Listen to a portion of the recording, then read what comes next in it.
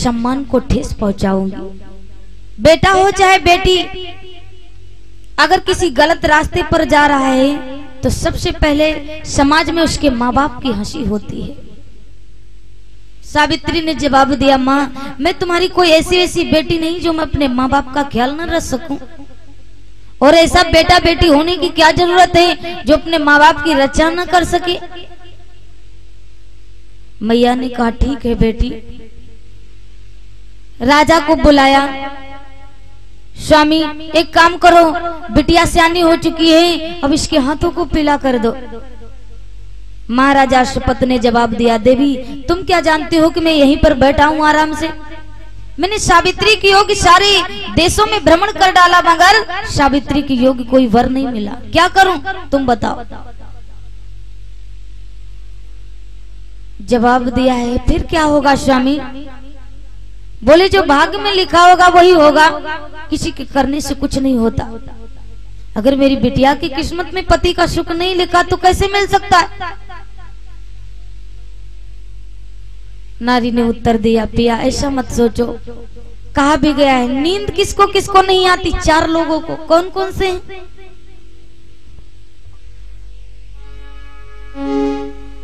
कि जिसके घर सर्प बसेरा हो, नंबर 1।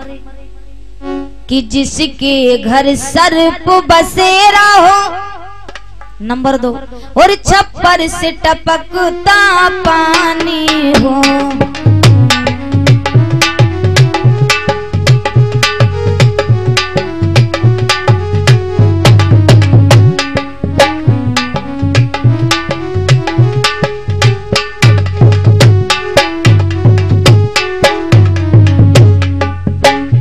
जिसके घर सर्प बसेरा हो,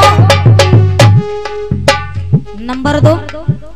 छप्पर से टपकता पानी हो, और नंबर 3। जिसके भारे पर कर्जा हो, जिसके भारे पर कर्जा हो, और जिसकी सुता सयानी हो।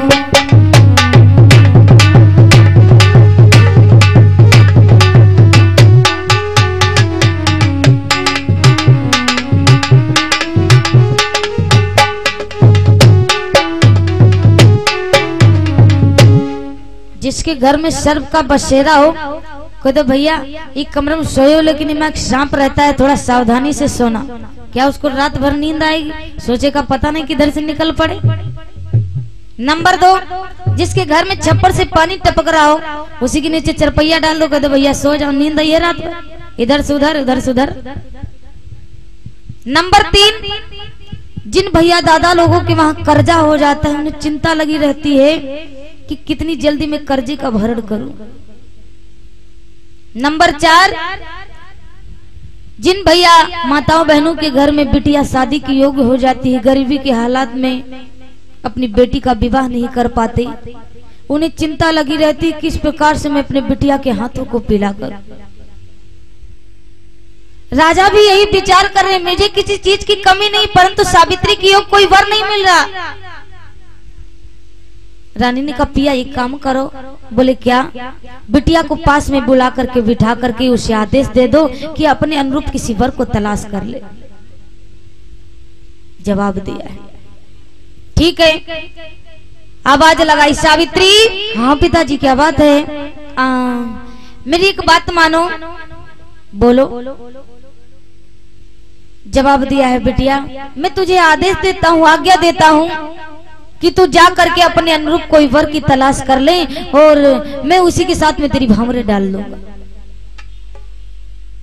सावित्री ने कहा, पिताजी ये आप क्या कर रहे हैं? कहीं बेटियां अपना वर चुनने के लिए जाती? ये हमारे कुल का रिवाज नहीं। सावित्री के पिता ने कहा, मैं तुझे आगे देता हूं अपने इधर से, तो तुम जाओ और अपने अनुरूप किसी वर की तलाश कर लो, मैं उसी के साथ में तुम्हारा विवाह कर दूंगा। सावित्री ने कहा, ठीक है, मेरे जाने की तैयारियां करवा दीजिए। महाराजा अश्वपति ने बड़ा सुंदर सा रथ सजवाया है सावित्री के लिए, और सावित्री उसी रथ पे सवार होकर के जा रही है। और क्या सोच रही है हृदय में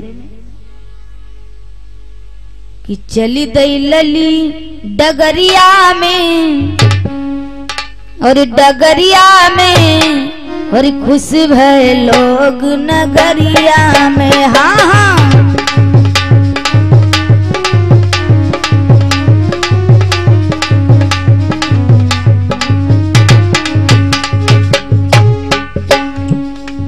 चली तो लली डगरिया में खुश भय लोग नगरिया में। हाँ हाँ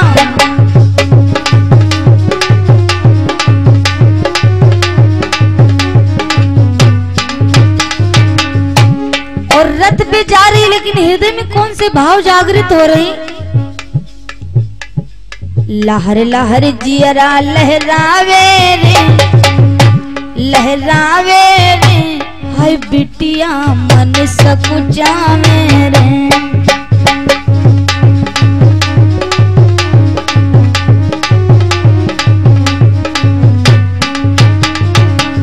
और लागी डोरी समरिया में, सजनवा में, हाय दुल्हा में, खुश भय लोग नगरिया में। हाँ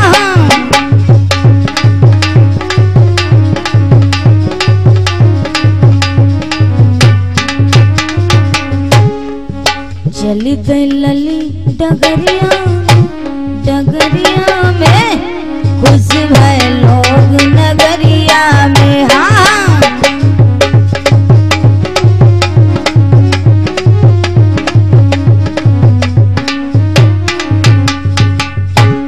सावित्री आज रथ पे सवार होकर के जा रही, लेकिन हृदय में सोच रही अगर मेरे अनुरूप मेरे पति देवता नहीं मिले तो मैं अपने पिता से क्या बताऊंगी। चलो चल रहे हैं, जो होगा सो देखा जाएगा। लगन तुमसे लगा बैठे, जो होगा सो देखा जाएगा। अब तो मैं वर चुनने के लिए निकल ही चुकी हूँ, जो होगा सो देखा जाएगा। इधर सावित्री सारे देशों में सारथी को लेकर के भ्रमण कर डालती है, परंतु सावित्री को भी जब उसके योग्य कोई वर नहीं मिला तो सावित्री आज हृदय में सोच रही है कि मेरी किस्मत में पति का सुख नहीं लिखा। विचार करती है और पिताजी से कहती है कि जा करके क्या बताऊंगी कि पिताजी मेरे योग्य कोई वर नहीं मिला। पिताजी ने मुझसे पहले ही कहा था कि मैंने तेरे लिए सारे प्रदेशों में भ्रमण कर डाला पर तेरे योग्य कोई वर नहीं मिला। कि ब्याह न किस्मती में लिखो मेरे बबुला,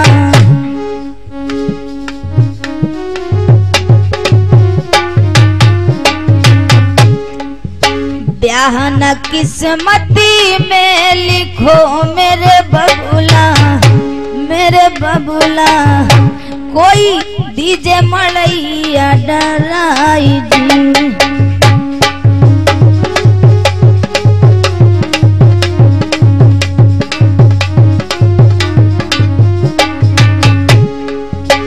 इतनी कही के कही उठी मेरी बिटिया, मेरी बिटिया, कोई कर्म लिखे कर तार जी।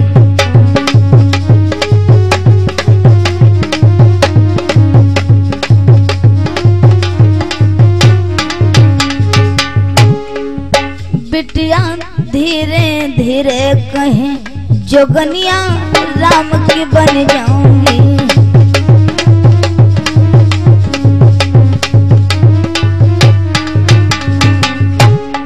राम की बन जाऊंगी, जोगनिया राम की बन जाऊंगी।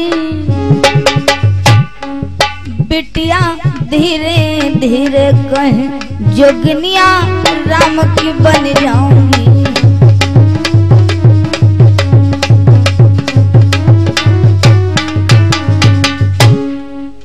सावित्री ने हृदय में सोच लिया कि मेरी किस्मत में अब पति का सुख नहीं लिखा, फौरन रथ को वापस करो, चलो महलों की तरफ। रथ को वापस कर लिया, लेकिन होता क्या है